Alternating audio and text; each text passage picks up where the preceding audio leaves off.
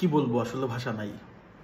বাংলাদেশ গত বছরের জুলাই, আবার নতুন জুলাই, ভয়াবহ একটা বিমান দুর্ঘটনাতে মাইলস্টোন কলেজের শহ স্টুডেন্ট, বাচ্চা কাচ্চা পোলাপান বার্ন হয়েছে। দেশের এমন একটা কঠিন পরিস্থিতিতে অনেকেই দেখতেছি আসলে ভিন্ন ভিন্ন রং বেরঙের পোস্ট করতেছে। যেখানে ঘটনাটা ঘটছে সেখানে দেখলাম হাজার হাজার মানুষ, কেউ ছবি তোলা নিয়ে, কেউ ভিডিও করা নিয়ে ব্যস্ত। হ্যাঁ, এইখানটাতে সাংবাদিকরা থাকবে, কারণ তারা না থাকলে আমরা আসলে কারেন্ট ঘটনার বর্ণনা জানতে পারতাম না। আমরা মূলত এই অনলাইনের জন্য দেখতে পারছি।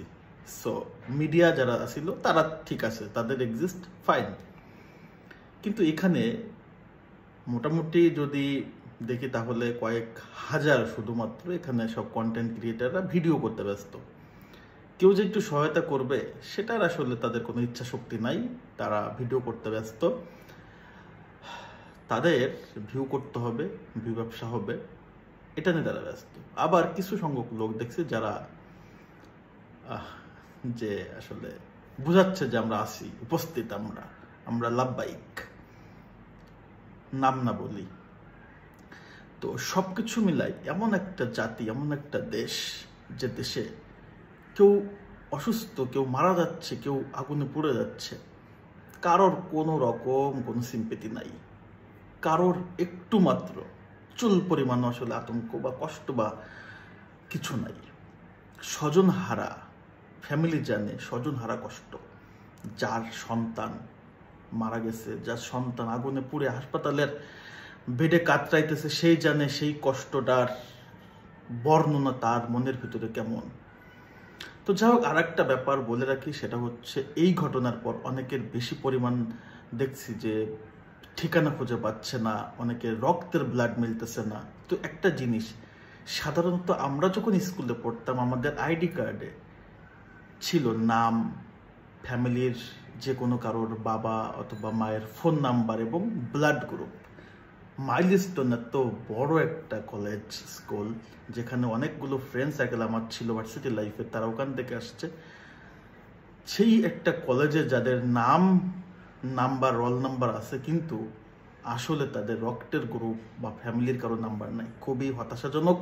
এবং এটার এগনেস্টে তাদের এই কর্তৃপক্ষের কাছে, আসলে কর্তৃপক্ষর নামে এটার এগনেস্টে একটা মামলা করা উচিত। ঘটনা কখনো ঘটে না, বাট এই যে ঘটে গেল, ঘটনা সবসময় ঘটে না, ভয়ঙ্কর ঘটনা মাঝে মাঝে ঘটে, বা যখন ঘটে এটার জন্য তো প্রস্তুত রাখা। অনেক অনেক জায়গা দেখবেন যে বিভিন্ন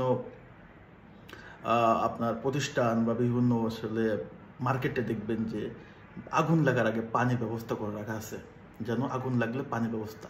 বাট এই যে স্কুল বা সেখানেও কিন্তু ব্যবস্থাটাও নাই।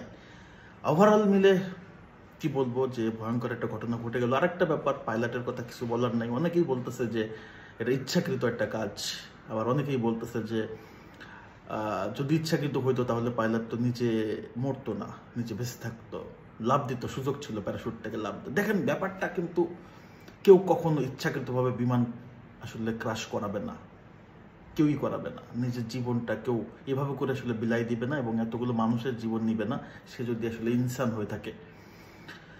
সর্বোপরি মিলে একটা বিষয়, সেটা হচ্ছে একটা দুর্ঘটনা, সারা জীবনের কান্না। এই কান্না থেকে, এই দুর্ঘটনা থেকে আমাদের তো শিক্ষা নেওয়া উচিত। এবং আরেকটা জিনিস, সহযোগিতা হাতটা বাড়াই দেওয়া উচিত।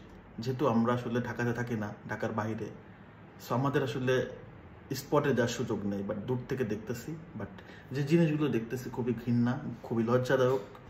এখনো আমরা মানুষ হতে পারলাম না, এখনো আমরা বিবেকহীন, এখনো আমরা সীমার। Come to the point. So কিছু বলার নেই, ভয়ঙ্কর একটা দিন। সারাদিন আমি অনেক অনেক ভিডিও দেখছি, দেখে মনের গহীনতাতে আসলে কষ্টে জমা বিষয়গুলো নিয়ে আপনাদের সাথে কথা বলছি। স্বজন হারা কত কষ্ট সেটা আমি জানি। আমার বাবা নাই, পৃথিবী থেকে চলে গেছে। আমি জানি কষ্ট কি, স্বজন হারা কষ্ট কি। সো একটা কথা, সেটা হচ্ছে মানুষকে সহায়তা না করতে পারলে তাকে যারা সাহায্য করতে, তাদেরকে সাহায্য করতে দিন।